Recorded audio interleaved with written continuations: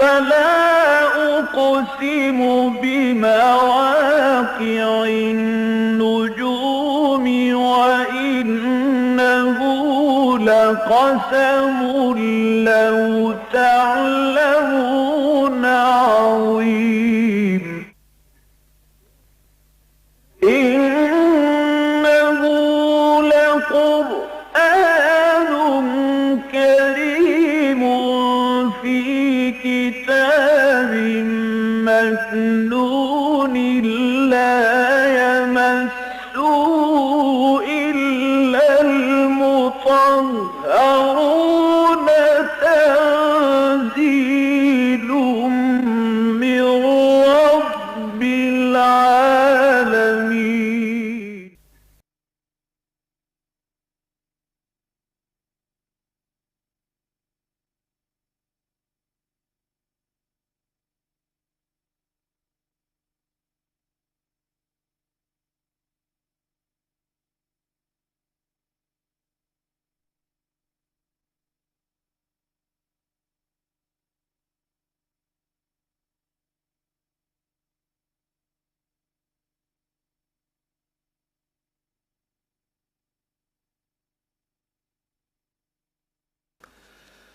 اعوذ باللہ من الشیطان الرجیم بسم اللہ الرحمن الرحیم ومن اہل الکتاب من ان تأمنہ بقنطار یؤدہ الیک ومنہم من ان تأمنہ بدینار لا یؤدہ الیک الا ما دمت علیہ قائما ذلک بانہم قالوا لیس علینا فی الامیین سبیل ویقولون علی اللہ الکذب وہم یعلمون بلا من اوفى بعهده واتقى فإن الله يحب المتقين صدق اللہ العظیم۔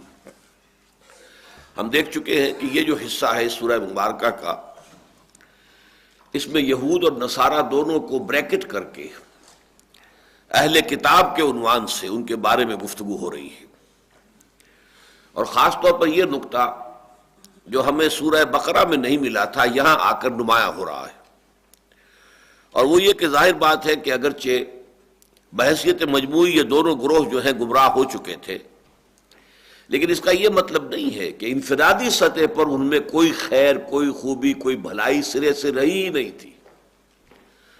دنیا میں کوئی قوم کتنی بھی بری ہو جائے، آپ کو ایسے افراد مل جائیں گے ان میں کہ جو راستے پر قائم ہو گئے، لیکن فیصلہ کن بات یہ ہوتی ہے کہ اجتماعی رنگ کیا ہے۔ بحیثیت مجموعی اگر رخ جو ہے ضلالت اور گمراہی کی طرف ہے تو اللہ تعالیٰ کی پکڑ آتی ہے، عذاب آتا ہے، اور اگر بحیثیت مجموعی رخ جو ہے سلامتی کی طرف ہے، خیر کی طرف ہے، بہتری کی طرف ہے، تو اگرچہ اس میں افراد موجود ہوں، بہت برے لوگ بھی موجود ہوں، لیکن یہ کہ کوئی اجتماعی عذاب اللہ تعالیٰ کی طرف سے اس قوم پر نہیں آتا۔ تو کوئی بھی داعی حق ہو، اسے ہمیشہ جب بھی جن سے گفتگو وہ کر رہا ہے ان میں ظاہر بات ہے کہ غلبہ تو ہوگا باطل کا، لیکن یہ کہ ان میں اگر کوئی حق کی رمق نظر آئے، کہیں بھی کوئی خیر کی کرن نظر آئے، کوئی روشنی کی کوئی کرن نظر آئے، تو اس کا کھلے دل کے ساتھ اور واضح الفاظ میں اعتراف ضروری ہوتا ہے، اس لیے کہ اس سے پھر وہ مخاطب یہ سمجھتے ہیں کہ یہ کسی گروہی عصبیت میں مبتلا نہیں ہے، یہ شخص یہ ہم سے کوئی قومی دشمنی نہیں رکھتا، بلکہ اس کی دشمنی تو ہے باطل سے، شر سے، برائی سے۔ اس کا اگر کوئی معاملہ ہے تو وہ ہم سے قومی سطح پر یا گروہی سطح پر معاملہ نہیں ہے، تعصب کے اندر مبتلا ہو کر یہ شخص بات نہیں کر رہا ہے، بلکہ جو حق ہمارے اندر اگر کسی درجے میں ہے تو اس کا اعتراف کر رہا ہے۔ تو یہ بات حکمت دعوت و تبلیغ کے اعتبار سے بہت اہم ہے۔ فرمایا وَمِنْ أَهْلِ الْكِتَابِ مَنْ إِنْ تَأْمَنْهُ بِقِنْطَارٍ يُؤَدِّهِ إِلَيْكَ۔ اہل کتاب میں ایسے لوگ بھی موجود ہیں کہ اگر تم ڈھیروں مال ان کے پاس امانت رکھوا دو گے وہ تمہیں واپس کر دیں گے پائی پائی رتی رتی۔ ومنہم، اور ان میں ایسے بھی ہیں، من ان تامنہ بدینار لا یؤدہ الیک الا ما دمت علیہ قائما، کہ اگر کہیں ایک دینار پر بھی انہیں تم نے امین بنا دیا، ایک دینار بھی ان کے پاس امانت کے طور پر رکھوا دیا تو وہ ہرگز واپس نہیں کریں گے، الا یہ کہ تم ان کے سر پر سوار ہو جاؤ، الا یہ کہ تم ان پر کھڑے ہو جاؤ مسلسل۔ لفظی ترجمہ تو یہ ہوگا الا ما دمت علیہ قائما، لیکن ہمارے محاورے میں آتا ہے سر پر سوار ہو کر، یعنی یہ کہ پھر وہ 1 دینار بھی آپ اپنی محنت سے واپس حاصل کر سکیں گے، وہ امانت کے اعتبار سے واپس نہیں آئے گا۔ ان کے اس طرز عمل کے پیچھے، اس کی پشت پر یا اس کی بنیاد میں جو نظریہ ان کا کار فرما ہے، اصل میں ہر عملی غلطی کے اندر اس کی جڑ اور بنیاد میں کوئی نہ کوئی فکری غلطی موجود ہوتی ہے۔ جب تک کوئی فکری غلطی نہ ہو تو عمل میں غلطی نہیں آتی، اس لیے کہ انسان میں جو اہم ترین چیز ہے وہ اس کا فکر ہے، اس کے خیالات ہیں، اس کے نظریات ہیں۔ خیالات میں کجی آتی ہے، نظریات میں، اور یہی نظریات جو ہے پھر مذہبی سطح پر آ کر عقائد کی شکل اختیار کر لیتے ہیں۔ عقائد میں کہیں خرابی آئے گی تو عمل میں خرابی ہوگی۔ چنانچہ ان کے ہاں عقیدے کی یہ خرابی آ گئی تھی، ذالک بانہم قالوا لیس علینا فی الامیین سبیل، اور یہ اس لیے ہے کہ انہوں نے یہ کہا، یہ بات گھڑ لی کہ ہم پر کوئی مواخذہ نہیں ہے امیین کے بارے میں۔ امیین لفظی طور پر تو امی، ماں سے لفظ بنا ہے ام سے امی، تو جیسے ایک انسان بطن مادر سے برآمد ہوتا ہے، کوئی علم اس سے حاصل نہیں ہوتا، ایسے ہی وہ لوگ جنہوں نے کوئی علم حاصل نہیں کیا گویا کہ امی ہے۔ یہ جیسے اپنی ماں کے بطن سے برآمد ہوئے تھے ویسے کہ ویسے ہی ہے، انہوں نے کوئی علم، فضل، کوئی فکر، کوئی اعلیٰ سوچ حاصل نہیں کی ہے۔ لیکن یہ کہ یہ پھر 2 معنی میں استعمال ہوا ہے قرآن مجید میں، ایک تو وہ لوگ جو ان پڑھ ہوں، جن کو دنیاوی اعتبار سے جنہوں نے کوئی تحصیل علم کا معاملہ نہ کیا ہو، اور ایک خاص طور پر یہ مذہبی میدان میں یہ لفظ استعمال آیا ہے جو بغیر کسی کتاب کے تھے۔ اہل کتاب کے مقابلے میں امی کسے کہیں گے کہ جن کے پاس کوئی کتاب نہیں تھی۔ بنو اسماعیل جو ہے ان کے پاس کوئی کتاب نہیں تھی، اللہ تعالیٰ نے تورات دی تو بنی اسرائیل کو دی، حضرت موسیٰ علیہ السلام اسرائیلی نبی تھے۔ زبور عطا کی تو وہ بھی حضرت داؤد کو دی، وہ بھی اسرائیلی تھے۔ پھر اگر انجیل دی ہے تو وہ بھی ماں کی طرف سے، ظاہر بات ہے کہ حضرت عیسیٰ علیہ السلام وہ بھی اسرائیلی تھے۔ اس حوالے سے کتابیں تو دی گئی ہیں یہود کو، تو گویا کہ یہ جو بنو اسماعیل تھے یہ بغیر کسی کتاب کے تھے۔ جب کتاب نہیں تو شریعت نہیں، پھر کتاب نہیں تو پڑھنا پڑھانا بھی نہیں، لہذا وہ گویا کہ اس اعتبار سے وہ لوگ کہ جو بغیر کسی آسمانی شریعت کے ہیں، جن کے پاس کوئی آسمانی کتاب نہیں ہے، ان کے لیے یہ لفظ جو ہے بطور ایک علم کے استعمال ہونے لگا۔ تو قرآن مجید میں سورہ بقرہ میں یہ اس معنی میں بھی آیا ہے کہ خود اہل کتاب میں بھی امیین تھے۔ اہل کتاب کے امیین کون تھے؟ جو ان پڑھ تھے، جو تورات پڑھنا نہیں جانتے تھے۔ وَمِنْهُمْ أُمِّيُّونَ لَا يَعْلَمُونَ الْكِتَابَ إِلَّا أَمَانِيَّ، انہی اہل کتاب میں سے وہ امی بھی تھے، ان پڑھ۔ ظاہر بات ہے جیسے کہ ہمارے لوگ ان پڑھ ہیں کہ قرآن کو نہیں جانتے کہ قرآن میں کیا لکھا ہوا ہے، چاہے وہ پی ایچ ڈی ہوں، لیکن اگر عربی نہیں پڑھی ہے انہوں نے، قرآن نہیں پڑھا ہے، تو وہ قرآن کے اعتبار سے ان پڑھ ہیں، امی ہے۔ تو اسی طریقے سے یہود کے بارے میں وہاں کہا گیا سورہ بقرہ میں۔ یہاں اصل میں کہا جا رہا ہے یہ لفظ غیر یہودی، غیر اسرائیلی جو ہے وہ امی ہے، اور اس کے لیے جو انگریزی میں الفاظ استعمال ہوتے ہیں گوئمس اینڈ جینٹائلز، اور ان کا تصور جو ہے جو بعد میں بنا، تورات میں نہیں تھا یہ، لیکن تالمود تک آتے آتے اصل میں تورات پر جو پھر تفصیلی شریعت وجود میں آئی ہے، وہ ان کے جو ربائی ہوتے تھے، جو عالم ہوتے تھے، ان کے فتوے، ان کا اجماع۔ اب جیسے ہمارے ہاں فقہ حنفی کیا ہے، قرآن اور سنت سے استنباط کر کے علماء احناف جو ہے انہوں نے کچھ فتوے دیے۔ کوئی فتویٰ جو ہے امام اعظم کا ہے، امام ابو حنیفہ کا رحمۃ اللہ علیہ، کوئی فتویٰ ان کے شاگرد کا ہے، قاضی ابو یوسف کا، امام محمد کا۔ تو آپ کو معلوم ہوگا مضارعت پر جو مفتہ بہی قول ہے وہ حضرت امام ابو حنیفہ کا نہیں ہے بلکہ صاحبین کا ہے، قاضی ابو یوسف، امام محمد۔ یہ فتاویٰ بعد میں مرتب ہوئے نا، فقہ حنفی تو بعد کی شے ہے، فقہ حنبلی بعد کی شے ہے، فقہ مالکی بعد کی شے ہے، اصل شے تو کتاب و سنت تھی۔ اسی طرح تورات کے بعد جو ان کے ربائز تھے، جو ان کے بڑے ربانیون تھے، جو ان کے بڑے علماء اور احبار تھے، ان کے فتووں سے جو ان کی شریعت مرتب ہوئی ہے وہ تالمود ہے۔ اس تالمود میں یہ بات آج بھی لکھی ہوئی موجود ہے کہ یہ در حقیقت جو غیر اسرائیلی ہیں ان کے بارے میں ہم پر کوئی اخلاقی پابندی نہیں ہے، ان سے ہم جھوٹ بول سکتے ہیں، انہیں ہم دھوکہ دے سکتے ہیں، ان سے ہم مال بٹور سکتے ہیں دھوکے کے ساتھ، ان کی ہم چوری کر سکتے ہیں، جو چاہے کریں ہم پر کوئی مواخذہ نہیں ہے۔ اس لیے کہ جو انڈر لائنگ ان کا کانسیپٹ ہے وہ یہ ہے کہ انسان تو اصل میں صرف یہودی ہے، باقی جو انسان نما حیوان نظر آ رہے ہیں آپ کو، غیر یہودی انسان جو ہے وہ انسان نما حیوان ہے، حقیقت میں پورے انسان نہیں ہے. شکل صورت ان کی انسانوں کی سی ہے لیکن وہ پورے انسان نہیں ہے.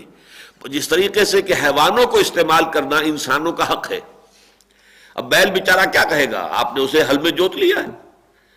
گھوڑا کیا کہے گا؟ آپ سے احتجاج نہیں کر سکتا، آپ نے اسے تانگے کے اندر جوت لیا ہے. تو گھوڑے کو استعمال کرنا اور بیل کو استعمال کرنا انسانوں نے اپنا حق سمجھا ہے. بالکل اسی طریقے سے یہ غیر یہودی انسانوں کو استعمال کرنا یہ یہودیوں کا حق ہے، جس طرح چاہیں استعمال کریں. تو جینٹائلز اور گونز کے بارے میں یہ فلسفہ ہے جو تالمود کے اندر وجود میں آیا ہے، اور یہی در حقیقت اب ان کا ضابطۂ حیات ہے، ان کا قانون ہے، ان کی سوچ ساری اسی کے گرد گھومتی ہے. تو انہوں نے یہ کہا کہ ہم پر کوئی مواخذہ نہیں ہے امیین کے معاملے میں، انہیں جیسے چاہو دھوکہ دو، ان کے ساتھ جیسے چاہو خیانت کرو، ان کا مال جیسے چوری سے بائی ہک اور بائی کروک جس طریقے سے حاصل کر سکتے ہو تم حاصل کر سکتے ہو، تم پر کوئی مواخذہ نہیں ہے. ذالک بأنہ قالوا لیس علینا فی الامیین سبیل ویقولون علی اللہ الکذب. اور یہ در حقیقت وہ اللہ پر بہتان جڑ رہے ہیں، جھوٹ بات ہے جو اللہ کی طرف منسوب کر رہے ہیں. اللہ نے ایسی کوئی بات ان سے نہیں کہی ہے. وہم یعلمون، اور یہ جانتے بوجھتے کر رہے ہیں.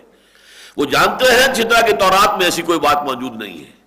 وہ جانتے ہیں کہ یہ ان کے بعد کے علماء کی اختراعات ہیں، لیکن اس کے باوجود جو ہے وہ اس کے اوپر جزم کے ساتھ قائم ہے. بلا من اوفا بعہدہ، کیوں نہیں؟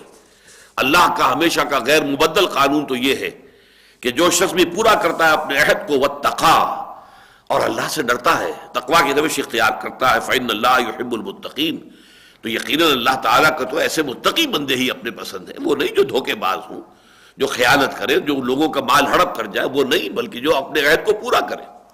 والموفون بعہدہم اذا عاہدوا، آیت البر میں جو الفاظ آئے، جو بھی معاہدہ ہو جائے اس کے پورا کرنے والے. والموفون بعہدہم اذا عاہدوا ان العہد کان مسئولا، یہ عہد جو ہے اس کے بارے میں تو پورا جو ہے باز پرس ہوگی، حساب کتاب ہوگا. اللہ تعالیٰ جو ہے وہ پوچھیں گے کہ عہد کیا تھا تم نے پورا کیا یا نہیں کیا؟ نہیں کیا تو کیوں نہیں کیا؟ ان الذین یشترون بعہد اللہ وایمانہم ثمنا قلیلا اولئک لا خلاق لهم فی الآخرہ ولا یکلمہم اللہ ولا ینظر الیہم یوم القیامہ ولا یزکیہم ولہم عذاب علیم. یقیناً وہ لوگ کہ جو اللہ کے عہد کو فروخت کرتے ہیں حقیر سی قیمت کے عوض، یا لفظی ترجمہ ہوگا جو خرید لیتے ہیں اللہ کے عہد کے عوض بڑی حقیر سی قیمت. اصل میں یہ بیع اور شرع یہ دونوں جانب استعمال ہو جاتے ہیں عربی میں. باع بیچا، ابتاع خریدا، وہ باب افتعال ہو جائے گا. اسی طریقے سے شرع فروخت کیا، اشترا خرید لیا. تو یہ ایک ہی لفظ ہے، دونوں طرف چلے گا لیکن وہ ابواب مختلف ہو جائیں گے. باع یبیع، ابتاع یبتع. اور اسی طریقے سے شرع یشری بیچنا، من یشری نفسہ ابتغاء مرضات اللہ، سورہ بقرہ میں ہم پڑھ چکے ہیں. وہ لوگ جو اپنا نفس بیچ دیتے ہیں اللہ کی رضا کے لیے، اپنے نفس کی خواہشات کو تج دیتے ہیں، اپنے نفس کو بیچ لیا انہوں نے اللہ تعالیٰ کی جو اجر و ثواب ہے اس کے عوض. یہی لفظ آیا سورہ توبہ کے اندر، ان اللہ اشترا من المؤمن، یہاں اشترا آ گیا، باب افتعال آ گیا. یقیناً اللہ نے خرید لی ہے اہل ایمان سے ان کی جانیں بھی اور ان کے مال بھی، بأن لہم الجنہ، اس لیے کہ ان کو ان کے عوض اللہ تعالیٰ نے جنت کا وعدہ دیا ہے. تو یہاں فرمایا ان الذین یشترون بعہد اللہ، جو خرید دیتے ہیں اللہ کے عہد کے عوض، یا ہم کہیں گے جو بیچ دیتے ہیں اللہ کے عہد کو حقیر سی قیمت، اور وایمانہم، اور ان کی قسموں، اپنی قسموں کو بیچ دیتے ہیں. قسم کھائی ہوئی ہے وہ توڑ دی حقیر سے کسی فائدے کے لیے. کسی کاروباری شخص سے معاہدہ کیا ہے، بیع کا معاملہ طے ہو گیا ہے، لیکن اگلے روز بھاؤ جو ہے اوپر نیچے ہو گیا ہے، اب وہ اپنی قسم توڑ دی، اپنا بیع توڑ دی. تو یہ لوگ جو ہوتے ہیں یہ در حقیقت ناقابل اعتماد، ناقابل اعتبار. تو جو لوگ، اور دنیا کا بڑے سے بڑا فائدہ بھی ہوگا تو ثمن قلیل ہے، کتنا فائدہ ہو جائے گا دنیا کی زندگی میں. آپ کو ڈھیروں دولت بھی اگر فوری طور پر کسی ایک سودے میں آپ نے خلاف ورزی کی، اپنے عہد کی، وعدہ توڑ ڈالا یا قسم جو ہے توڑ ڈالی، تو آپ کو اگر ڈھیروں مال بھی مل گیا تو ڈھیروں مال بھی کب تک رہے گا آپ کے پاس؟ یہ تو دنیا ہی متاع قلیل ثم مأواہم جہنم وبئس المہاد. یہ بڑا ہی قلیل سا ایک زمانہ ہے استعمال کا ہے، اس کے علاوہ تو تمہارے پاس کچھ بھی نہیں. ان الذین یشترون بعہد اللہ وایمانہم ثمنا قلیلا، یقیناً وہ لوگ کہ جو بیچتے ہیں اپنے اللہ کے عہد کو. عہد اللہ جو ہے یہاں آیا ہے، یہ بڑے زومانیان انداز میں آیا ہے. ایک تو یہ کہ ہر عہد جس پر اللہ کو گواہ بنا لیا جائے وہ گویا کہ اللہ کے ساتھ ہو گیا، اللہ بھی اس میں ایک فریق کی حیثیت سے شامل ہو گیا. ٹرائی پارٹائٹ ایگریمنٹ جیسے میں کہا کرتا ہوں، جیسے کہ سورہ فتح میں آیا ہے ان الذین یبایعونک انما یبایعون اللہ ید اللہ فوق ایدیہم. اے نبی، جو لوگ آپ سے بیعت کر رہے ہیں وہ اصل میں اللہ سے بیعت کر رہے ہیں. ایک تو آپ کا دست مبارک ہے، ایک بیعت کرنے والے کا ہاتھ ہے، ایک تیسرا ہاتھ اور بھی ہے، ید اللہ فوق ایدیہم، اللہ کا ہاتھ ان کے ہاتھوں کے اوپر ہے، وہ غیر مرئی نظر نہیں آ رہا ہے. لیکن یہ ٹرائی پارٹائٹ ایگریمنٹ ہے کہ بیع کا معاملہ ہے بندے اور اللہ کے درمیان، لیکن بیعت کی جا رہی ہے درمیان میں محمد الرسول اللہ صلی اللہ علیہ وسلم سے. میں اپنی جان اور مال اللہ کے ہاتھ فروخت کر چکا ہوں، لیکن اب یہ مال میں کہاں خرچ کروں اے نبی آپ بتائیں گے، وہاں خرچ کر دوں گا. لہذا یہ گویا کہ ایک تین فریقوں کے مابین معاہدہ ہے. اسی طرح جس معاہدے پر اللہ کو گواہ بنا لیا، کہیں اللہ کی قسم کھا لی، اللہ کی قسم کھا لی تو گویا کہ آپ کے اس معاہدے کے اندر اللہ شریک ہو گیا فریق کی حیثیت سے. ہی از اے وٹنس، وہ گواہ ہے، تو گویا کہ یہ اللہ کے ساتھ کیا ہوا معاہدہ ہے. اور دوسرا یہ کہ اس میں اشارہ وہ بھی ہو رہا ہے کہ جن لوگوں کے اندر یہ پاس عہد نہیں ہے، حقیقت میں وہ اللہ کے ساتھ جو عہد کر کے آئے تھے عہد الست، اصل میں اس کو توڑنے والے ہیں. ينقضون عهد الله من بعد ميثاقه ويقطعون ما امر الله به ان يوصل ويفسدون في الارض. یہ آپ کو معلوم ہے سورہ بقرہ کے تیسرے رکوع میں الفاظ آئے ہیں جو اللہ سے عہد کر کے آئے تھے الست بربکم قالوا بلا. در حقیقت جو اس کو توڑے گا، پھر ظاہر بات ہے جو اللہ کے عہد کو توڑ دے، تو پھر وہ انسانوں کے ساتھ چھوٹے چھوٹے معاہدوں کو توڑنے میں اسے کیا باک ہوگی. وہ تو ہر وقت تیار رہے گا، ذرا سا فائدہ دیکھے، کوئی حقیر سے منفعت نظر آئے اور عہد توڑ دے گا. ان الذین یشترون بعہد اللہ وایمانہم ثمنا قلیلا اولئک لا خلاق لهم فی الآخرہ. اب یہاں الفاظ بڑے سخت آ رہے ہیں اور یہ اصل میں بہت مشابہ ہے سورہ بقرہ کے 19ویں رکوع میں جو آئے ہیں. اس میں بھی جو بات کہی گئی ہے کہ جن لوگوں کو ہم نے کتاب دی تھی بجائے اس کے کہ وہ حق کی گواہی دیں، انہوں نے اس کو چھپایا ہے. تورات کی گواہیوں کو یہ یہودی علماء چھپا رہے ہیں، تو جس قدر سخت الفاظ وہاں آئے ہیں وہی الفاظ یہاں آئے ہیں. اولئک لا خلاق لهم فی الآخرہ، یہ وہ لوگ ہیں کہ جن کا کوئی حصہ آخرت میں نہیں ہوگا. ولا یکلمہم اللہ، نہ اللہ ان سے کلام کرے گا. ولا ینظر الیہم، نہ ان کی طرف نگاہ فرمائے گا. یوم القیامہ، قیامت کے دن. ولا یزکیہم، نہ انہیں پاک کرے گا. یعنی اللہ اپنے گناہ گار بندوں کے گناہ معاف کر دے گا، ان کو پاک بھی کرے گا، ان کی خطائیں جو ہیں ان سے درگزر بھی فرمائے گا. لیکن یہ لوگ گویا کہ اللہ تعالیٰ کی تمام عنایت سے، اللہ تعالیٰ کے اس فضل و کرم سے گویا کہ اپنے آپ کو بالکل محروم کر چکے ہوں گے. وَلَهُمْ عَذَابٌ عَلِيمٌ، جب ان تمام اللہ تعالیٰ کی نعمتوں سے اور فضل سے محروم ہو جائیں گے تو ایک ہی شے رہ گئی ہے، وہ کیا ہے؟ وہ ہے ان کے لیے دردناک عذاب ہوگا. وَلَهُمْ عَذَابٌ عَلِيمٌ، ان کے لیے ہوگا بہت دردناک عذاب. المناک، علم ہم اردو میں بھی بولتے ہیں، رنج اور غم، رنج و علم، تو اسی سے علیم، بہت زیادہ غم دینے والا، بہت زیادہ رنج دینے والا، المناک عذاب. وَإِنَّ مِنْهُمْ لَفَرِيقًا يَلْوُونَ أَلْسِنَتَهُمْ بِالْكِتَابِ لِتَحْسَبُوهُ مِنَ الْكِتَابِ وَمَا هُوَ مِنَ الْكِتَابِ. اب یہ چیزیں وہ ہیں کہ جو اس سے پہلے سورہ بقرہ میں بہت تفصیل سے آ چکی ہیں. یہود کی علماء کی عادت تھی کہ ذرا سا کچھ پڑھتے ہوئے زبان کو ذرا ٹیڑھا کیا، گول کیا اور مفہوم کچھ کر دیا.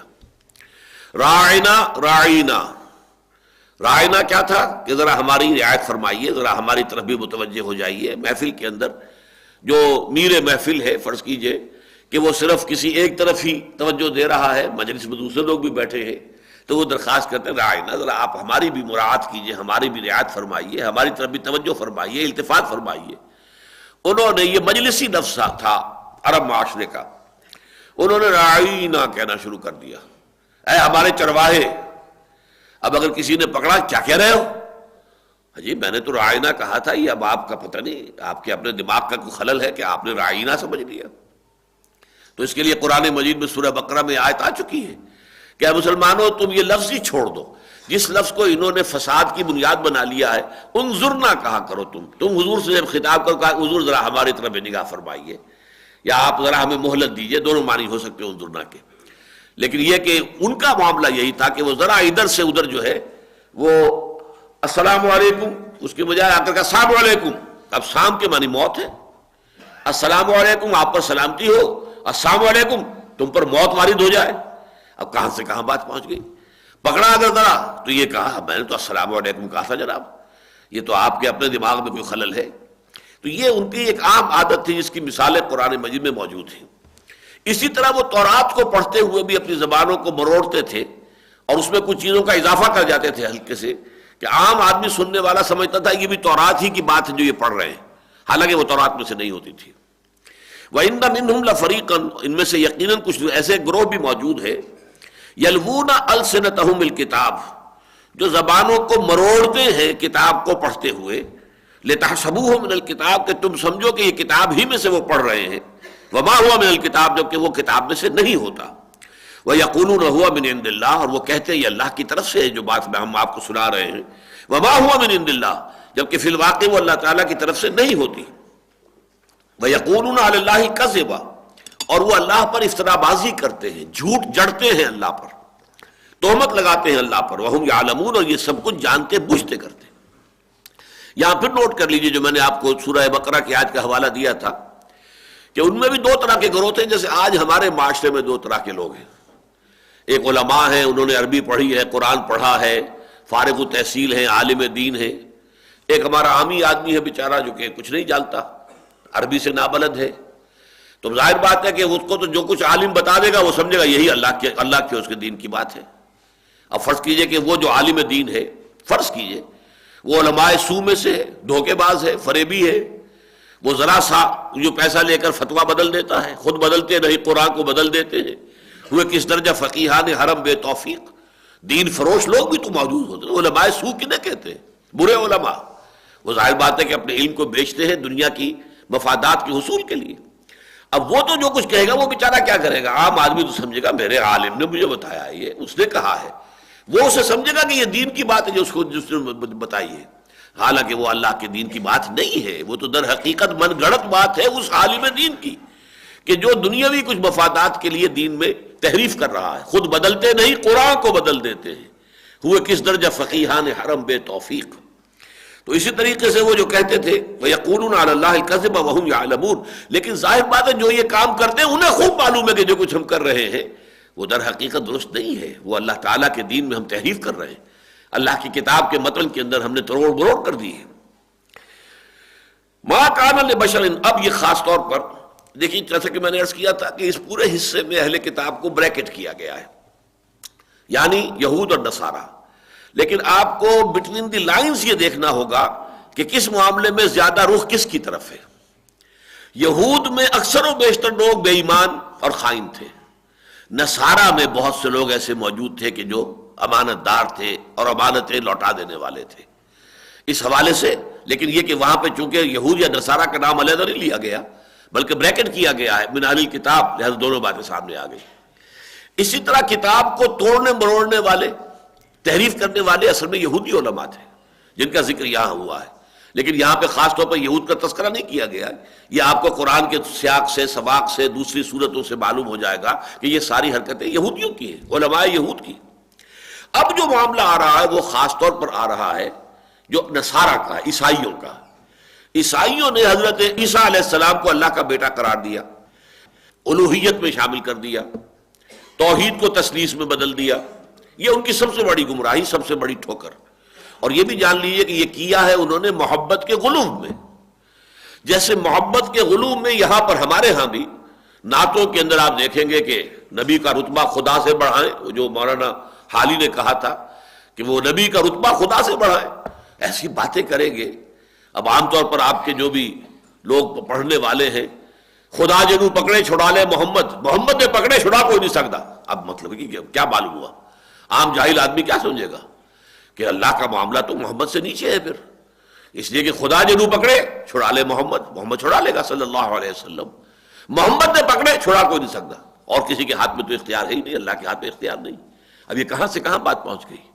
تو اس اعتبار سے مسدس حالی میں تو اگرچہ خاندانی اعتبار سے مولانا حالی بھی شیعہ تھے، لیکن یہ کہ انہوں نے جو اہل تشیع پر تنقیدیں کی ہیں، اماموں کا رتبہ نبی سے بڑھائیں. اور ہے ایسا، امام خمینی کے الفاظ جو ہیں موجود ہیں کہ جو ائمہ معصومین کا مقام اور مرتبہ ہے اس تک نہ ملائکہ مقربین میں سے کسی کی رسائی ہے، نہ انبیاء مرسلین میں سے کسی کی رسائی ہے. اندازہ تو کیجئے، انبیاء مرسلین میں سے کسی کی، گویا کہ حضور بھی آ گئے، اس میں حضور بھی شامل ہو گئے صلی اللہ علیہ وسلم، نہ ملائکہ مقربین جبرائیل اور جو میکائیل جو بھی ہے اسرافیل، ان میں سے کسی کی رسائی اس مقام تک نہیں ہے جس مقام پر کہ ہمارے ائمہ معصومین جو ہیں فائز ہیں.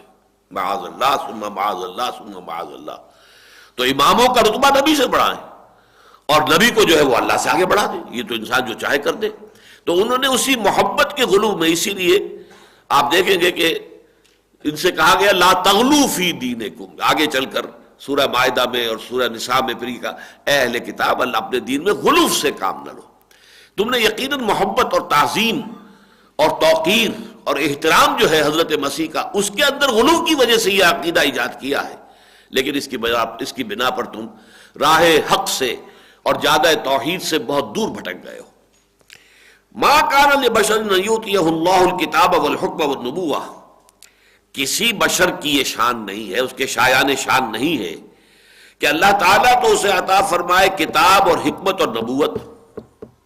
اب پہلی بات تو یہ نوٹ کیجئے کہ لفظ بشر سے آغاز کیا گیا. تمام انبیاء بشر تھے، تمام انبیاء، ظاہر بات ہے کہ بنیادی طور پر عالم بشریت ہی سے ان کا تعلق ہے.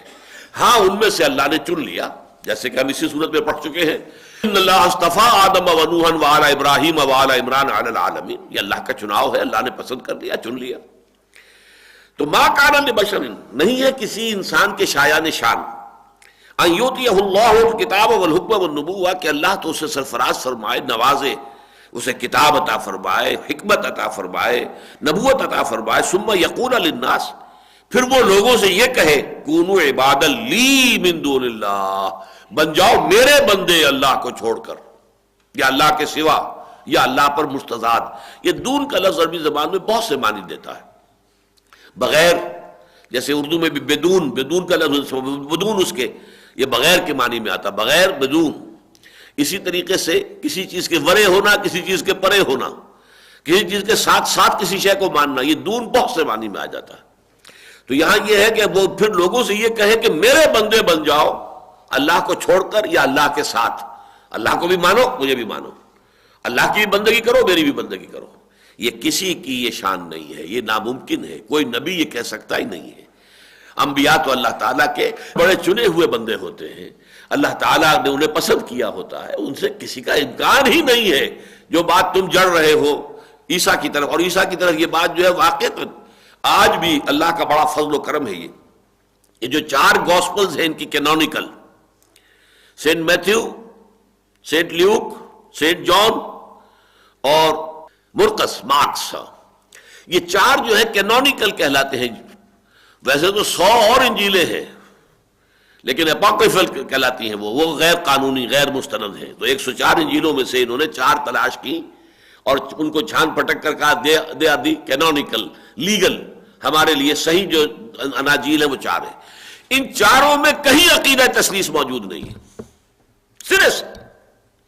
جیسے میں نے آپ کو بتایا کہ تورات میں کہیں وہ بات نہیں تھی کہ آپ امیین کے ساتھ جو چاہے کریں، دھوکہ دیں، فریب کریں، ان کی خیانت کریں، ان کے ساتھ جو بھی کریں، چوری کریں، جو آپ پر کوئی سرزنش نہیں، کوئی پکڑ نہیں، کوئی جواب دہی نہیں. نو نو، یہ تو بعد میں تم نے چیزیں ایجاد کی ہے، یہ تمہاری اپنی من گھڑت شریعت ہے، یہ تو در حقیقت تورات کی بات نہیں ہے. اسی طریقے سے اناجیل 4 میں تثلیث موجود نہیں ہے.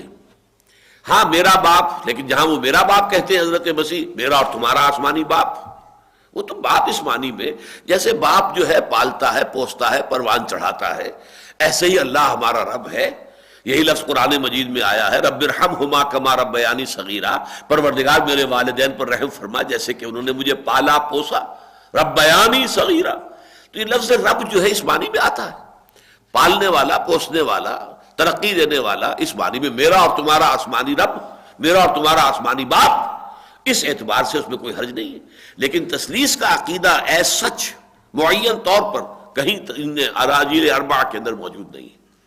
تو فرمایا ما کان لبشر ان یؤتیہ اللہ الکتاب والحکم والنبوۃ ثم یقول للناس کونوا عبادا لی من دون اللہ وَلَٰكِن كُونُوا رَبَّانِيِّينَ بِمَا كُنتُمْ تُعَلِّمُونَ الْكِتَابَ وَبِمَا كُنتُمْ تَدْرُسُونَ، بلکہ وہ تو یہی کہے گا کہ نہیں، ربانی بنو، رب سے ربانی، اللہ والے بنو، اللہ کے بندے بنو، اللہ کی بندگی کرو، اللہ کی اطاعت کرو، اللہ کی پرستش کرو، بسبب اس کے کہ جو تم سکھاتے ہو لوگوں کو خطاب پڑھاتے ہو، تورات پڑھاتے ہو، تورات میں توحید ہی توحید ہے، وہاں تو کسی شرک کا کوئی امکان ہے ہی نہیں، اور تورات کو بھی یہ مانتے تھے۔ اولڈ ٹیسٹمنٹ آج بھی عیسائی جو ہے بائبل جسے کہتے ہیں، تو اس میں بڑا حصہ تو جو ہے تو اولڈ ٹیسٹمنٹ کا ہے، تھوڑا حصہ ہے جو نیو ٹیسٹمنٹ کا ہے، اور نیو ٹیسٹمنٹ کا بہت ہی حقیر سا حصہ ہے جو اناجیل اربعہ پر مشتمل ہے، باقی وہ سینٹ پول جو ہے اس کے خطوط ہیں اور بہت سی چیزیں بعد میں بڑھا دی گئی ہیں، ورنہ وہ اناجیل اربعہ تو بہت ہی مختصر سی ہے، 4 انجیلیں مل کر بھی، چاروں مل کر بھی کچھ نہیں بنتی۔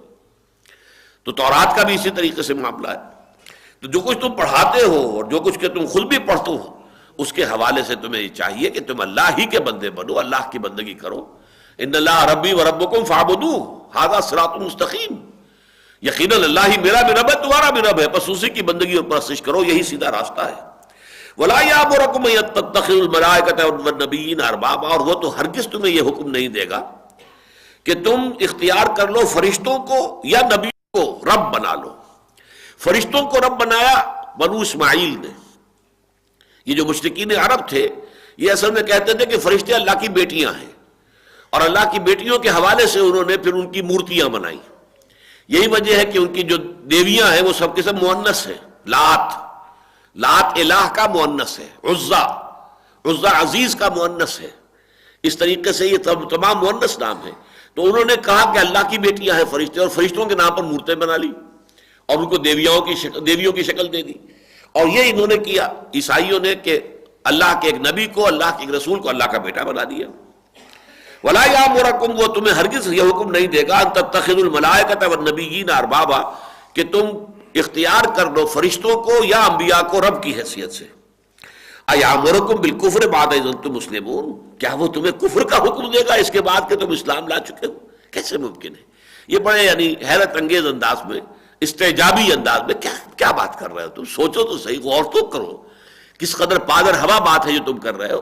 کوئی نبی یہ بات کہہ سکتا ہے؟ کسی نبی کے شایان شان یہ ہے؟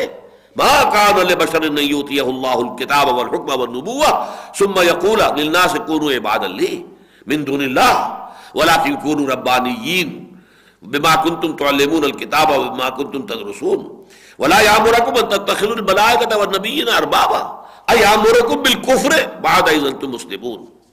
اب اس کے بعد آ رہا ہے یہ میثاق النبیین، اور جیسا کہ میں نے آپ سے بہت مرتبہ عرض کیا ہے کہ قرآن مجید میں اہم مضامین کم سے کم 2 جگہ پر ضرور آتے ہیں۔ یہاں بھی 2 آیتیں آ رہی ہیں اس میثاق النبیین پر، اور بعین ہی اسی طریقے سے پھر سورہ احزاب میں بھی 2 آیتیں ہیں میثاق النبیین۔ اور اس کے بارے میں ایک نقطے کی طرف ذہن میرا صرف اسی مرتبہ منتقل ہوا ہے، اور میرا واقعہ یہ ہے کہ میری معلومات کی حد تک شاید کسی اور مفسر کا اور کسی اور عالم دین کا بھی ذہن ادھر منتقل نہیں ہوا کہ اس میثاق النبیین کا بڑا گہرا تعلق ہے عقیدہ ختم نبوت کے ساتھ۔ ختم نبوت کے لیے ہم دلیلیں دیتے ہیں کہ حضور نے فرمایا، یا تو یہ کہ آیت ہے سورہ احزاب کی، خاتم النبیین ما کان محمد ابا احد من رجالکم ولکن رسول اللہ و خاتم النبیین، ایک تو یہ آیت ہے، آیت صرف ایک ہے جو کوٹ کی جاتی ہے ختم نبوت پر۔ باقی احادیث ہے، انا خاتم النبیین لا نبی بعدی، میں آخری نبی ہوں اور نبوت کی مہر ہوں، میرے بعد کوئی نبی نہیں، وغیرہ وغیرہ۔ تو اس اعتبار سے اس آیت کا حوالہ میں نے کہیں نہیں دیکھا، اور میرا بھی ذہن اتنے عرصے سے میں بھی قرآن مجید پڑھ رہا ہوں، پڑھا بھی رہا ہوں، دورہ ترجمہ کتنی مرتبہ کر چکا ہوں، اس مرتبہ پہلی مرتبہ ایسا ہوا کہ ذہن میں یہ بات آئی کہ اس کا بڑا گہرا تعلق ہے ختم نبوت کے ساتھ۔ وہ سمجھیے اب اس کو، وَإِذْ أَخَذَ اللَّهُ مِيثَاقَ النَّبِيِّينَ، اور یاد کرو جب کہ اللہ نے نبیوں سے میثاق لیا تھا، کہاں لیا تھا؟ یہ عالم ارواح میں۔ عالم ارواح میں ایک میثاق وہ تھا کہ تمام ارواح انسانی سے لیا گیا، سورہ اعراف میں اس کا تذکرہ موجود ہے، الست بربکم قالوا بلی، عہد الست جسے ہم کہتے ہیں، کیا میں ہی تمہارا رب نہیں ہوں، تمہارا مالک، تمہارا حاکم، تمہارا پروردگار؟ اور تمام ارواح نے، میری روح بھی تھی، آپ کی بھی تھی، ہمارے آباء و اجداد کی بھی تھی، اور ہماری آئندہ نسلوں کی روح بھی موجود تھی، ساری ارواح موجود تھی، آدم سے لے کر آخری ابن آدم جو دنیا میں آئے گا سب کی ارواح موجود تھی۔ سب نے کہا تھا بھلا کیوں نہیں، ہم تسلیم کرتے ہیں پروردگار تو ہمارا رب ہے، مالک ہے، آقا ہے، پروردگار ہے۔ اب ان میں سے جو انبیاء کی روحیں تھیں ان کو علیحدہ کیا گیا، ان سے ایک اور عہد لیا گیا، یہ ہے میثاق النبیین۔ ایک تو میثاق عام ہو گیا جو تمام انسانی ارواح سے لیا گیا، ایک یہ نبیوں سے، وَإِذْ أَخَذَ اللَّهُ مِيثَاقَ النَّبِيِّينَ، اور یاد نہ کرو جب کہ اللہ نے نبیوں سے میثاق لیا تھا، لَمَا آتَيْتُكُم مِّن كِتَابٍ وَحِكْمَةٍ، جب میں تمہیں دوں گا کتاب اور حکمت، نبوت یعنی مراد نبوت ہے کہ جب بھی میں تمہیں نبوت دوں گا، نبوت سے سرفراز کروں گا، تمہیں دنیا میں جب نبی کی حیثیت سے اٹھاؤں گا، ثم جاءکم رسول مصدق لما معکم، پھر اس کے بعد تمہارے سامنے یا تمہارے بعد آئے کوئی اور رسول جو تصدیق کرتے ہوئے آئے گا اس کی کہ جو تمہارے ساتھ تھا۔ ظاہر بات ہے کہ یہ دین تو ایک ہی ہے نا، ان ھذہ امتکم امۃ واحدہ، یہ تمام انبیاء جو ہیں انبیاء اور رسول ایک ہی امت ہے۔ حضور نے فرمایا کہ ہم جو نحن معاشر الانبیاء بنی علات، ہم جو ہیں اصل میں یہ ایسے آپس میں بھائی ہیں کہ ہمارا باپ ایک ہے، مائیں جدا ہیں۔ اللاتی بھائی وہ کہلاتے ہیں کہ جن کا باپ تو ایک ہے، مشترک ہے، لیکن مائیں جدا ہیں، تو گویا کہ ہمارا دین ایک ہے، شریعتیں جدا ہے۔ اس حوالے سے اللاتی ہم بھائی ہیں آپس میں، اور یہ بات قرآن میں کئی دفعہ آئی، ان ھذہ امتکم امۃ واحدۃ فلا وانا ربکم فاعبدون، یہ ایک ہی امت ہے۔ تو ہر نبی سابقہ نبی کی باتوں کی تصدیق کرتے ہوئے آیا۔ آپ نے میں سمجھتا ہوں کم سے کم 50 مرتبہ تو ہوگا اگر میرا اندازہ غلط نہ ہو، قرآن مجید کے بارے میں آیا مصدقا لما معکم، یہ تصدیق کرتے ہوئے آیا، مصدقا لما بین یدیہ، جو اس کے سامنے موجود ہے اس کی تصدیق کرتے ہوئے آیا۔ اس نے تورات کی تصدیق کی، اس نے انجیل کی، اس نے زبور کی، سب کی تصدیق کی ہے۔ صحف ابراہیم تک کا ذکر کا موجود ہے، اگرچہ دنیا میں کہیں پہ ہمیں معلوم نہیں ہے کہ کوئی گروہ یا کوئی مذہب جو ہے کوئی صحیفے مانتا ہو یہ کہہ کر کہ یہ ابراہیم کے صحیفے ہیں، اگرچہ میرا گمان ہے کہ اپنشد جو ہیں ہندوؤں کے وہ صحف ابراہیم کی بگڑی ہوئی شکل ہے، لیکن وہ بھی ابراہیم کو بھول چکے ہیں۔ ابراہیم کا انہوں نے برہما بنا لیا، برہما کو وہ خدا بنا دیا، جیسے کہ عیسائیوں نے حضرت عیسیٰ کو خدا کا بیٹا بنایا، تو ظاہر بات ہے وہ ان سے آگے 2 ہاتھ آگے نکل گئے، انہوں نے حضرت ابراہیم کو خود خدا ہی بنا دیا، ابراہیم سے برہما بن گیا۔ بہرحال یہ دوسری بات ہے اور یہ اختلافی بات بھی ہے، اس میں ہو سکتا ہے کسی کو مجھ سے اختلاف ہو۔ تو یہاں فرمایا کہ لما آتیتکم، ہر نبی سے یہ کہا جا رہا ہے جب میں تمہیں دوں گا کتاب اور حکمت، ثم جاءکم رسول مصدق لما معکم، پھر آئے تمہارے پاس کوئی اور رسول جو تصدیق کرتے ہوئے آئے گا اس کی جو تمہارے ساتھ ہوگا، لَتُؤْمِنُنَّ بِهِ وَلَتَنْصُرُنَّهُ، تم لازماً اس پر ایمان لاؤ گے اور لازماً اس کی مدد کرو گے۔ اب یہ میں نے بارہا عرض کیا ہے کہ عربی زبان میں اس سے زیادہ تاکید کا کوئی اسلوب ہے ہی نہیں۔ فعل مضارع سے پہلے لام مفتوح، لام زبر کے ساتھ، اور پھر آخر میں نون تشدید کے ساتھ، لَتُؤْمِنُنَّ بِهِ، تم لازماً ایمان لاؤ گے اس پر۔ یہ نہیں کہ کہہ دو کہ میں نہیں جانتا وہ کون تھا کون نہیں تھا، یا کون ہے کون نہیں ہے، وَلَتَنْصُرُنَّهُ، اور تم لازماً مدد کرو گے ان کی۔ اب اس کی سب سے نمایاں مثال ہمارے سامنے ویسے تو یہ نا کہ انبیاء اور رسولوں کی تاریخ پوری تو ہمارے پاس نہیں ہے، وَمِنْهُمْ مَنْ قَصَصْنَاهُمْ عَلَيْكَ مِنْ قَبْلُ وَمِنْهُمْ لَمْ نَقْصُصْهُمْ عَلَيْكَ، ان میں ایسے بھی بہت سے انبیاء اور رسول ہیں نبی کہ جن کے حالات ہم نے آپ کو قرآن میں سنائے ہیں، اور ایسے بھی بے شمار ہیں کہ جن کے حالات قرآن میں مذکور نہیں ہیں۔ اگر جیسا کہ کہا جاتا ہے، ایک روایت ہے کہ 1.25 لاکھ نبی آئے ہیں، تو قرآن مجید میں تو 30 سے زیادہ کے نام آپ کو نہیں ملیں گے، انڈر 30 ہے، 30 سے اوپر کا کوئی سوال نہیں ہے۔ اور رسول جو ہیں اگر آئے ہیں 313، تو قرآن مجید میں تو 7-8 کے سوا آپ کو نام نہیں ملے گا کسی رسول کا۔ تو یہ جو رسول آئے ان میں اور بہت سی مثالیں ایسی ہوں گی کہ ایک رسول کی زندگی ہی میں دوسرا رسول آ جائے، آ سکتا ہے۔ سورہ یاسین میں ہے، ہم نے 2 رسولوں کو ایک مرتبہ بھیجا، اذ ارسلنا الیہم اثنین، انہوں نے ان کو جھٹلا دیا، فکذبوہما فعززناہما بثالث، پھر ہم نے ان دونوں کو اور مزید اعزاز دیا تیسرے کے ذریعے سے، 3 رسول ایک وقت میں موجود ہو گئے۔ تو اسی طریقے سے ہمارے علم میں جو مثال ہے اس میں حضرت یحییٰ اور حضرت عیسیٰ۔ حضرت یحییٰ بڑے ہیں عمر میں، پہلے پیدا ہوئے ہیں، ان کی منسٹری جو کہلاتی ہے، یہ کرسچین اصطلاح منسٹری، یعنی ان کی جو نبوت کا دور ہے وہ پہلے شروع ہو چکا ہے۔ وعظ اور نصیحت، بپتسمہ دیتے تھے، یہ دریائے اردن جو ہے اس کے پانی سے لوگوں کو بپتسمہ دیتے تھے، بیپٹائز کرتے تھے پانی کے ساتھ۔ لیکن یہ کہ انہی کی زندگی میں حضرت عیسیٰ آ گئے، حضرت عیسیٰ کی انہوں نے تصدیق کی، اور جب حضرت عیسیٰ گئے ہیں ان کے پاس کہ میں بھی بپتسمہ لے لوں، تو ان کا تم تو اس لائق ہو کہ میں تم سے بپتسمہ لوں۔ یہ بڑی عمدہ پکچرز بھی بنی ہوئی ہیں حضرت عیسیٰ کی زندگی پر، اور میں کہیں کہیں جو ہے وہ گڑبڑ ہے، ورنہ اکثر و بیشتر جو ہے واقعتاً مجھے چونکہ زمانہ طالب علمی ہی سے یہ جو گاسپلز ہیں، خاص طور پر سینٹ میتھیو متی کی انجیل سے بہت گہرا شغف رہا ہے، اور میں سمجھتا ہوں کہ انسانی تاریخ میں مواعظ کا جہاں تک معاملہ، سرمنز، جتنے مؤثر سرمنز آپ کو متی کی انجیل میں ملیں گے دنیا میں کسی اور جگہ نہیں ملیں، کسی اور جگہ نہیں ملیں۔ سرمن، واعظ، انتہائی دل میں اتر جانے والی بات۔ وَقُلْ لَهُمْ فِي أَنفُسِهِمْ قَوْلًا بَلِيغًا، ایسی بات کہنی کہ جو دل کے اندر اتر جائے، ترازو ہو جائے تیر کی طرح۔ یہ کام ہے اصل میں واعظ کا، کہ جا کر سیدھا جیسے نشانے پر تیر لگتا ہے ایسے دل پر جا کر وہ بات لگے اور دل میں ایک رقت کی کیفیت پیدا ہو جائے۔ بہرحال اس میں جو ہے بار بار جو بات آتی ہے، حضرت یحییٰ علیہ السلام تصدیق کرتے ہیں حضرت عیسیٰ کی اور کہتے ہیں کہ میں تو اس کی جوتی کے تسمے باندھنے کے بھی قابل نہیں ہوں۔ حضرت مسیح کے لیے گویا کہ ایک کرائی فرام دی ولڈرنس، اور وہ اصل میں آنے والے کی راہ صاف کرنے کے لیے۔ اسی طرح حضرت مسیح کہہ کے گئے حضور کے بارے میں صلی اللہ علیہ وسلم، مجھے اپنے حواریین سے آپ نے کہا ہے اپنے آخری وقت میں، مجھے تم سے ابھی اور بھی بہت سی باتیں کرنی تھی لیکن تم ان کا تحمل نہیں کر سکو گے۔ جب وہ فارقلیت آئے گا، یہ پیریکلائٹوس اور پیریکلیٹوس اور پیراکلیٹ، یہ ایک لفظ کو ایسا چکر دیا انہوں نے، اس لیے کہ اس کا جو اصل معنی بنتے ہیں، جو اصل سریانی زبان میں منحمنہ کا لفظ آیا، منحمنہ، جو اصل میں محمد کا ہی جو ہے سریانی زبان کے اندر اس کو کہا جائے گا منحمنہ۔ آپ کو معلوم ہے ہمارے ہاں ایک صاحب ہیں عبدالعزیز خالد صاحب، اور وہ شاعر بھی ہیں، انکم ٹیکس آفیسر وغیرہ تھے، کمشنر بھی تھے، اور بڑے ثقیل الفاظ کے اندر وہ نظمیں کہتے ہیں، اور خاص طور پر چونکہ تورات اور عبرانی وغیرہ کے الفاظ کثرت کے ساتھ لاتے ہیں۔ منحمنہ، اب ہم تو جانتے ہی نہیں تھے منحمنہ کیا، کس بلا کا نام ہے۔ معلومات سرمیانی میں حضرت مسیح کی جو آئی ہے، انہوں نے جو خبر دی ہے، پیشن گوئی ہے حضور کی، وہ منحمنہ کے لفظ سے آئی ہے، تو اس کے معنی وہی ہیں جو محمد کے۔ تو اسی طریقے سے فارقلیت کا لفظ جو تھا وہ تھا، لیکن ان کو انہوں نے بہت سے طریقے سے ادھر سے ادھر، ادھر سے ادھر توڑا مروڑا ہے، لیکن موجود ہے۔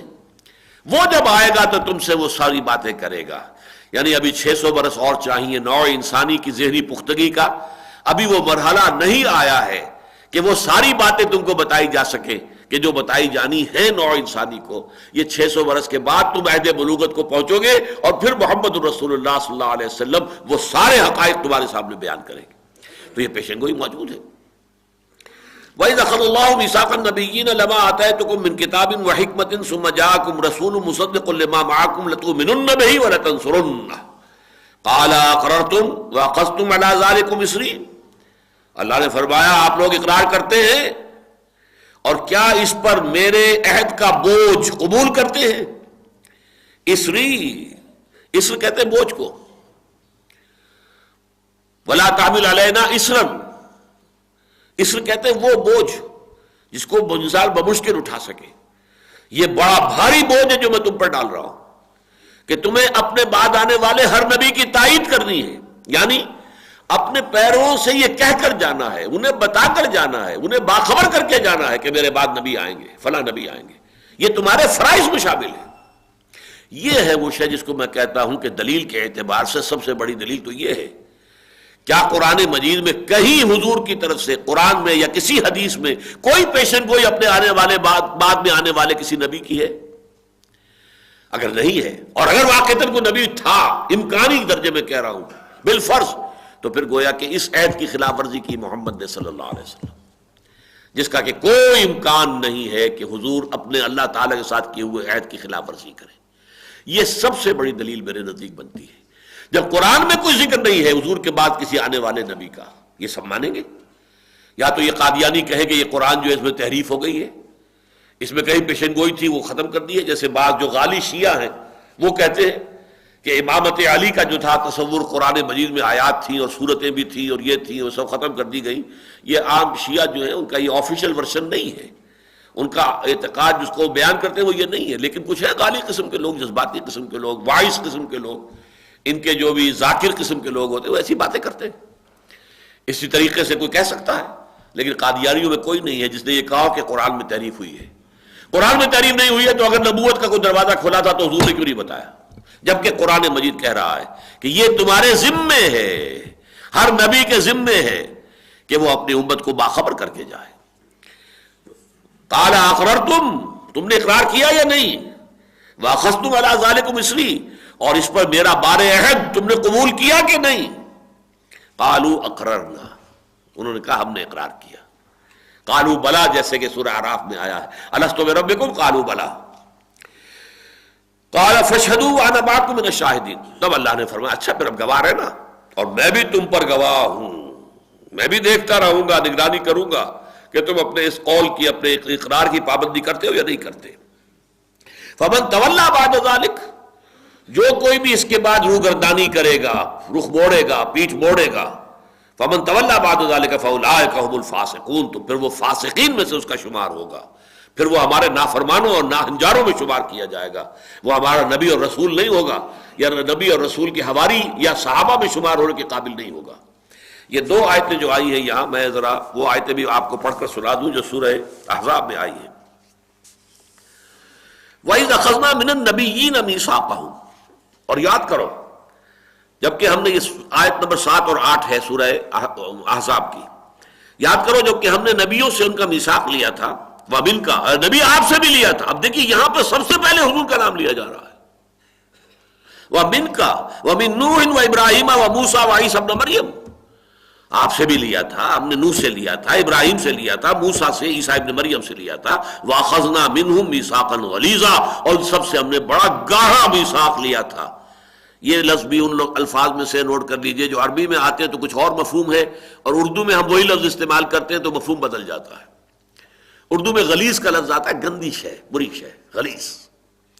عربی میں اس کے یہ معنی نہیں ہے، ہرگز نہیں ہے. غلیظ کہتے ہیں گاڑھی شے، مضبوط شے، غلیظ. اللہ نے میں نے ان سے لیا وَأَخَذْنَا مِنْهُمْ مِيثَاقًا غَلِيظًا لِيَسْأَلَ الصَّادِقِينَ عَنْ صِدْقِهِمْ، تاکہ اللہ تعالیٰ پھر محاسبہ کرے سچوں سے ان کی سچائی کا. اور یہاں گویا کہ محذوف ہے وَالْكَاذِبِينَ عَنْ كِذْبِهِمْ، اور جو جھوٹے ہوں گے ان کی جھوٹائی، ان کے جھوٹ کا بھی محاسبہ کرے گا.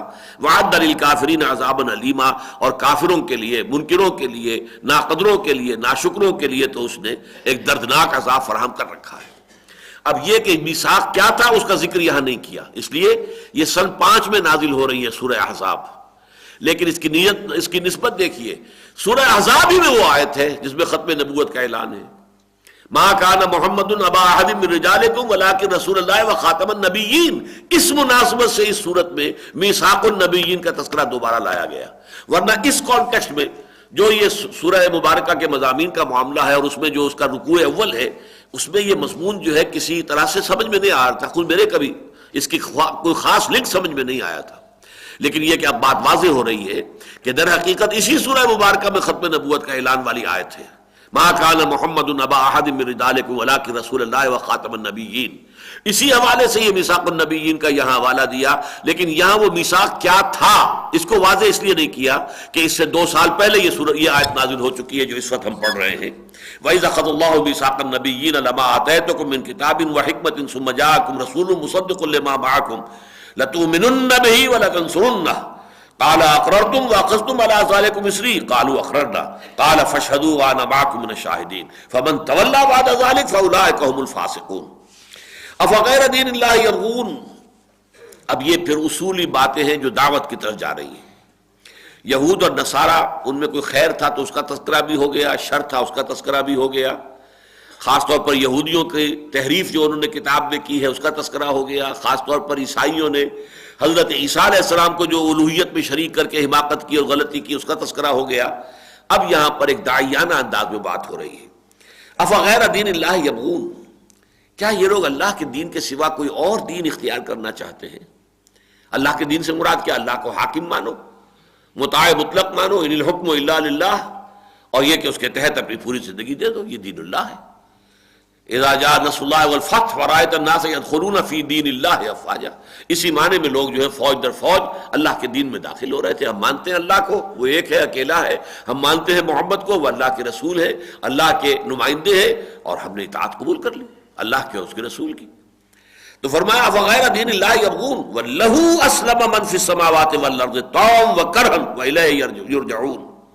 حالانکہ اسی کے سامنے سر بسجود ہے، اسی کے سامنے سر جھکائے ہوئے ہیں سر اطاعت خم کیے ہوئے ہیں وہ سب جو آسمانوں میں ہیں اور جو زمین میں ہیں، طوعاً و کرہن، چاہے دلی آمادگی کے ساتھ اور چاہے جبری مجبوری طور پر۔ یہ پوری کائنات میں سورج جو ہے وہ کس کا حکم مان رہا؟ اللہ کا مان رہا ہے۔ طوعاً و کرہن، جو نظام بنا دیا اس کے لیے، جو قانون بنا دیا ہے اس کے مطابق وہ ہے، اپنا کام کر رہا ہے۔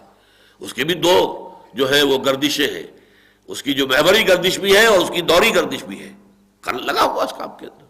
زمین کے لیے جو ہے معین وہ زمین کر رہی ہے، یہ اللہ تعالیٰ کے سامنے گویا کہ سر اطاعت خم کیے ہوئے ذی شعور ہستیوں میں سے ملائکہ ہیں، اللہ کے سامنے سر تسلیم خم کیے ہوئے، طوعاً و کرہا وإلیہ یرجعون، اور بالآخر اسی کی طرف لوٹا دیے جائیں گے۔ قل آمنا باللہ، اب یہ آیت جو آ رہی ہے طویل، یہ تقریباً وہی ہے جو 16ویں رکوع میں سورہ بقرہ میں آئی ہے بہت تفصیل کے ساتھ، اور وہ یہ کہ ہم یہ بھی اس دعوت کی حکمت کا ہے کہ وہ تعصب سے ہٹ کر، بھئی ہم تو موسیٰ کو بھی مانتے ہیں، عیسیٰ کو بھی مانتے ہیں، ابراہیم کو بھی مانتے ہیں، ہم تو سب کو مانتے ہیں، اور ہم تو تورات کو بھی مانتے ہیں، انجیل کو بھی مانتے ہیں، صرف یہ ہے کہ تم نے اس میں کچھ گڑبڑیں کر دی ہیں، ورنہ تورات اللہ کی کتاب تھی اور انجیل بھی اللہ کی کتاب تھی۔ یہ ہمارا انداز ہے۔ قل آمنا باللہ، کہیے ہم ایمان لائے اللہ پر، وما انزل علینا، اور اس پر بھی جو ہم پر نازل کیا گیا قرآن حکیم، وما انزل علی ابراہیم و اسماعیل و اسحاق و یعقوب والاسباط وما اوتی موسیٰ و عیسیٰ والنبیون من ربہم۔ بالکل اسی طریقے سے یہ آیت جو ہے سورہ بقرہ کے 16ویں رکوع میں، جس پر کہ تقریباً جو سمجھیے کہ پہلا پارہ ختم ہو رہا ہے، وہاں پہ یہ الفاظ موجود ہیں۔ ہم ایمان رکھتے ہیں اللہ پر بھی اور اس پر بھی جو ہم پر نازل کیا گیا، اور اس پر بھی جو نازل کیا گیا ابراہیم پر اور اسماعیل پر اور اسحاق پر اور یعقوب پر والاسباط اور ان کی اولاد پر، وما اوتی موسیٰ و عیسیٰ، اور جو کچھ دیا گیا موسیٰ کو اور عیسیٰ کو، اس لیے کہ حضرت موسیٰ اور یعقوب کے درمیان بھی آخر ایک نبی کو تو ہم جانتے ہیں، حضرت یوسف علیہ السلام، تو نبی کو وہی تو یقیناً آئی ہے، چاہے اس کا کوئی صحیفہ موجود ہے یا نہیں ہے، لیکن وہی کے بغیر تو نبی نہیں ہوتا، اور ہو سکتا ہے اور بھی کوئی نبی ہوں جن کا تذکرہ قرآن نے نہ کیا ہو۔ آخر حضرت یوسف کے اور حضرت موسیٰ کے درمیان تقریباً 400 برس کا فصل ہے، تو اس میں کیسے ہو سکتا ہے کہ نبی نہ آئے ہو؟ وہ اسباط میں لے آئے، جو کچھ کے نازل کیا گیا ابراہیم پر۔ اب ابراہیم وہ ہے کہ جس پر جا کر یہ تینوں مذہب جڑ جاتے ہیں، ہمارے بھی حضور کے جد امجد ابراہیم، اور یہودیوں اور عیسائیوں کے لیے بھی حضرت ابراہیم علیہ السلام ہی کی نسل سے یہ بنی اسرائیل جو ہے یہ قوم بنی اور اس میں انبیاء آئے، اور اسی کی آخری کڑی حضرت عیسیٰ ہے۔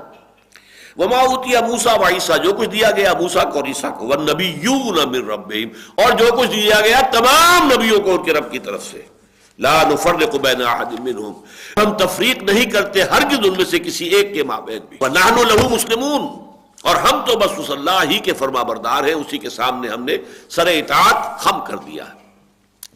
تفریق اور تفضیل کے فرق کو سمجھ لیجئے۔ تفریق یہ کہ ایک کو مانے ایک کو نہ مانے، فرق کر دیا، اس کو ہم مانتے اس کو نہیں مانتے۔ تفضیل یہ کہ ایک کے رتبے کو بلندتر مانے دوسرے کے رتبے سے، تو تفضیل کے ہم قائل ہیں۔ تلک الرسل فضلنا بعضهم علی بعض، یہ تیسرا پارہ شروع ہی ہوتا ہے اس آیت سے۔ یہ رسول ہیں کہ جن میں سے ہم نے بعض کو بعض پر فضیلت دی ہے، اور افضل الرسل، تمام انبیاء اور رسل میں افضل ترین محمد الرسول اللہ صلی اللہ علیہ وسلم۔ اگرچہ بعض جزوی اعتبارات سے کسی دوسرے نبی کو حضور پر بھی فضیلت ہو سکتی ہے، مثلا جیسے کلام اس دنیا میں رہتے ہوئے حضرت موسیٰ کے ساتھ ہوا ہے، ویسا کلام اس دنیا میں رہتے ہوئے حضور کے ساتھ نہیں ہوا۔ حضور کے ساتھ مکالمہ ہوا ہے جا کر شب معراج میں، وہ تو 7ویں آسمان پہ حضور پہنچے ہوئے ہیں۔ یہ حضرت موسیٰ سے اسی زمین کے اوپر مکالمہ ہو رہا، کلم اللہ موسیٰ تکلیما، یہ ایک امتیازی بات ہے۔ حضرت عیسیٰ کو جیسے معجزے دیے گئے وہ حضور کو نہیں دیے گئے، یہ ان کی ایک امتیازی شان ہے۔ ایدناہ بروح القدس، خاص طور پر اس کی تائید کی روح قدس کے ذریعے سے۔ احیاء موتا، خلق حیات، جو چوٹی کی چیزیں ہو سکتی ہیں وہ بھی حضرت عیسیٰ علیہ السلام کو عطا کر دی، تو یہ علیحدہ بات ہے بالکل۔ خلت جو ہے واتخذ اللہ ابراہیم خلیلا، یہ جو خلت کا جو ہے یوں سمجھیے جامع وہ اللہ نے پہنایا ہے حضرت ابراہیم علیہ السلام کو، یہ ان کی امتیازی شان ہے۔ تو فرمایا ہم فرق نہیں کرتے ان کے درمیان کہ ہم ایک کو مانے دوسرے کو نہ مانے، اور ہم تو اللہ ہی کے سامنے سر تسلیم خم کرتے ہیں۔ وَمَن يَبْتَغِ غَيْرَ الْإِسْلَامِ دِينًا فَلَن يُقْبَلَ مِنْهُ، اس سے پہلے ہم پڑھ چکے ان الدین عند اللہ الاسلام، اسی سورہ مبارکہ میں۔ یہ گویا کہ مثبت انداز میں بات تھی۔ اب دین اللہ کے لیے صرف اسلام ہے، اب قیامت تک سوائے اسلام کے کوئی اور دین اللہ کے ہاں مقبول نہیں، یعنی یہودیت ہو، نصرانیت ہو، یہ سب کے سب اب کینسلڈ ہے. اپنے وقت میں صحیح تھی، اب کینسلڈ ہے. اب تو اگر کسی کو اللہ تعالیٰ کے ہاں نجات کا امیدوار بننا ہے تو کوئی چارہ کار نہیں اس کے سوا کہ وہ اس دروازے سے داخل ہو، اور وہ نبوت محمدی کا دروازہ ہے، قرآن کے سائے میں آئے اور نبوت محمدی کے دروازے سے داخل ہو. وَمَن يَبْتَغِ غَيْرَ الْإِسْلَامِ دِينًا فَلَن يُقْبَلَ مِنْهُ، جو کوئی چاہے گا اسلام کے سوا کوئی دین اختیار کرنا، وہ اس کی طرح جانب سے قبول نہیں کیا جائے گا.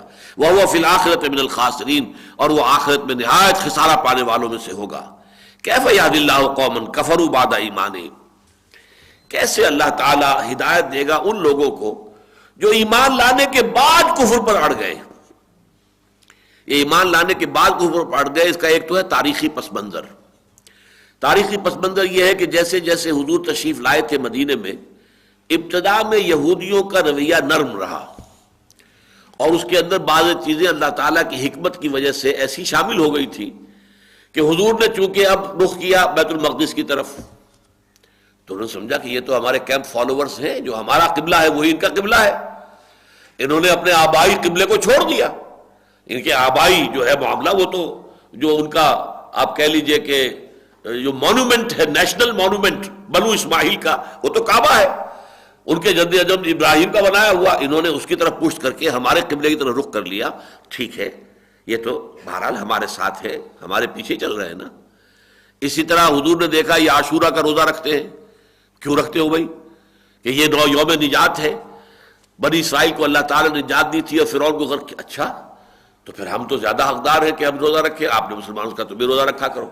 یہ کچھ ایسی چیزیں تھیں. اور پھر جو معاہدے کیے یہود کے ساتھ، تو شروع میں ان کے لوگوں نے کچھ کہنا شروع کیا، اس طرح کی ایمبیویلنس جس کو کہتے ہیں. ہاں ٹھیک ہے، یہ باتیں جو محمد کہہ رہے ہیں صحیح ہے، باقی ہے، بات صحیح ہے، یہی معلوم ہوتی ہے، اگرچہ کھل کر ایمان نہیں لائے.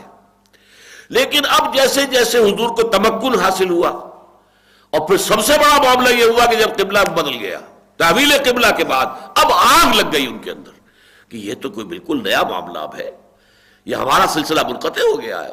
اب اس کے بعد انہوں نے وہ کفر جو ہے اس کے اوپر جزم اختیار کر لیا، وہ گویا کہ وہاں جامد ہو کر رہ گئے اس پر. تو ایک تو اس کا تاریخی پس منظر ہے، اور ایک ہے باطنی پس منظر. دلوں میں ان کے علماء پہچان چکے تھے یہ محمد اللہ کے رسول ہیں، یعرفونہ کما یعرفون ابناءہم. تو دل کا ایمان موجود تھا لیکن زبان سے کفر کر رہے تھے. یہ کفروا بعد ایمانہم، جبکہ ان کے دل ایمان لا چکے ہیں لیکن وہ کفر کر رہے ہیں. اس کی مثال سورہ نحل کے اندر، سورہ نمل میں موجود ہے.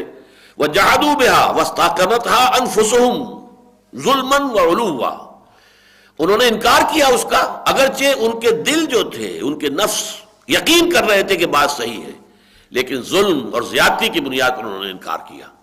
ہوتا یہ ہے کہ آپ دل میں کبھی کوئی بحث مباحثہ ہو رہا ہے آپ کا کسی کے ساتھ، تو آپ دل میں قائل ہو گئے کہ اس کی بات صحیح ہے، دلیل اس نے بہت وزنی دی ہے. اب شرافت کا طریقہ تو یہ کہ مان لیجئے. ماننے میں یہ ہے کہ گویا کہ آپ ہار گئے، وہ جیت گیا، اور اس ہار کو قبول کرنے کو تیار نہیں. اب کج بحثی میں ادھر سے ادھر، ادھر سے ادھر، پینترا بدل کر بات کیونکہ ماننی نہیں ہے، ہر دھرمی کا ثبوت جب دینا شروع کیا تو یہ معاملہ ہو جاتا ہے کہ ان کے ساتھ ہو گیا تھا کہ ماننے کے بعد، ایمان لانے کے بعد، دل ان کے ایمان لا چکے تھے لیکن انہوں نے انکار کیا، یا یہ کہ پہچان چکے تھے حضور کو لیکن اب انہوں نے انکار کر دیا. وَشَهِدُوا أَنَّ الرَّسُولَ حَقٌّ، وہ گواہی دیتے رہے ہیں اس بات کی کہ رسول حق ہے. یعنی کچھ زبانی کلامی بھی کہتے ہیں ہاں ٹھیک ہے، جو کچھ کہہ رہے ہیں واقعی بات صحیح ہے، تورات میں واقعی ایسا لکھا ہوا ہے، جو محمد کہہ رہے ہیں ٹھیک ہے، لیکن اب آ کر وہ جامد ہو گئے کفر پر. وجاءہم البینات، جبکہ ان کے پاس بینات آ چکی ہیں، واضح دلیلیں آ چکی ہیں، روشن دلائل آ چکے ہیں. واللہ لا یہدی القوم الظالمین، اور اللہ تعالیٰ ایسے ظالم لوگوں کو ہدایت نہیں دیتا، یعنی زبردستی ہدایت نہیں دیتا. ہدایت کا تو آپشن ہے، جو چاہے اختیار کرے اور جو چاہے غلط راستے پر چلا جائے. اولئک جزاؤہم ان علیہم لعنۃ اللہ والملائکۃ والناس اجمعین، یہ بھی تقریباً وہی الفاظ ہیں جو سورہ بقرہ کے 19 رکوع میں آپ کو ملیں گے. یہ وہ لوگ ہیں کہ ان کا بدلہ ایک ہی ہے، اور وہ یہ ہے کہ ان پر اللہ کی اور فرشتوں کی اور تمام انسانوں کی لعنت ہے. خالدین فیہا، اور اس لعنت کے اندر وہ رہیں گے ہمیشہ ہمیش. لا یخفف عنہم العذاب ولا هم ينظرون، اب ان کے میں سے کسی کے بارے میں نہ تو عذاب میں کمی کی جائے گی نہ کوئی مہلت دی جائے گی. الا الذین تابوا من بعد ذلک، سوائے ان کے جو اس کے بعد توبہ کی روش اختیار کر لیں، واصلحوا، اور اپنے عمل کی اصلاح کر لیں، فإن اللہ غفور الرحیم، تو یقیناً اللہ تعالیٰ غفور الرحیم ہے۔ الا الذین کفروا بعد ایمانہم، ان الذین کفروا بعد ایمانہم، یقیناً جو لوگ ایمان لانے کے بعد کفر پر اڑ گئے، مراد وہی ہے، دونوں پس منظر ذہن میں رکھیے کہ جو ابتدا میں کچھ نہ کچھ مان رہے تھے، آتا قلیلا وعقدا، جیسے سورۃ النجم میں آئے ہیں الفاظ، کوئی مانا پھر رک گیا، اسی طریقے سے انہوں نے شروع میں کچھ ماننا شروع کیا تھا، بعد میں جو ہے وہ جامد ہو گئے، یا یہ کہ دل میں تو وہ پوری طریقے سے جان چکے تھے لیکن زبان سے انکار کر رہے ہیں۔ ان الذین کفروا بعد ایمانہم ثم ازدادوا کفرا، پھر وہ اپنے کفر میں بڑھتے چلے گئے، لن تقبل توبتہم، ان کی توبہ اب کبھی قبول نہیں ہوگی، واولئک هم الضالون، اور یہی لوگ ہیں کہ جو انتہائی گمراہ ہیں، بھٹک گئے ہیں۔ ان الذین کفروا وماتوا وهم کفار، یقیناً وہ لوگ کہ جو مرے اسی حال میں، جنہوں نے کفر کیا اور مرے اسی حال میں کہ وہ کافر تھے، فلن يقبل من احدهم ملء الارض ذهبا ولو افتدى به، تو ان میں سے کسی ایک سے زمین کے برابر سونا بھی اگر وہ پیش کرے گا فدیے کے طور پر تو قبول نہیں کیا جائے گا۔ یہ گویا کہ تعلیق بالمحال اس سے کہتے ہیں کہ ایک بات ایسی کہ جو ناممکن ہو اس کے ساتھ کسی چیز کو باندھ دیا جائے تو گویا کہ وہ شے بھی ناممکن ہو گئی۔ زمین کے جو حجم جتنا سونا کہاں ہوگا، کس کے پاس ہوگا، اور قیامت میں کون ہوگا جو پیش کر سکے، یہ تعلیق بالمحال، جس کا مطلب کیا ہے جس طرح یہ ناممکن ہے ایسے ہی ان کی توبہ کا اور قیامت میں ان کی سزا کا ختم ہونا جو ہے وہ محال ہے۔ اولئک لہم عذاب علیم، یہ وہ لوگ ہیں کہ جن کے لیے ہے بہت دردناک عذاب، وما لہم من ناصرین، اور پھر ان کا کوئی مددگار نہیں ہوگا۔ بارک اللہ لی ولکم فی القرآن العظیم ونفعنی وإیاکم بالآیات والذکر الحکیم۔